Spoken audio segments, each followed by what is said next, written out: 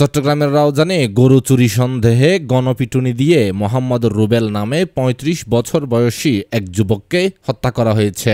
শুক্রবার ২১ মার্চ সকালে উপজেলার ১০ নং পূর্ব গুজরা ইউনিয়নের ৭ নং ওয়ার্ডের বৃহত্তর হোয়ারাপাড়া এলাকার মোবারক খালের পূর্ব পাশে খোলা জমি থেকে ওই যুবকের মরদেহ উদ্ধার করে পুলিশ।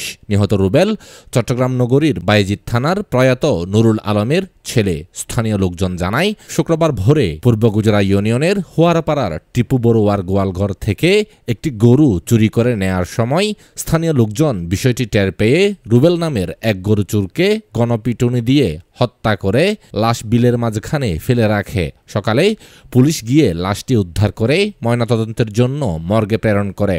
রাউজান থানা পুলিশ জানায়, নিহত গরু চোর রুবেলের বিরুদ্ধে ডাকাতি, চুরি, অস্ত্র মামলা সহ ৪টি মামলার তথ্য পাওয়া গেছে।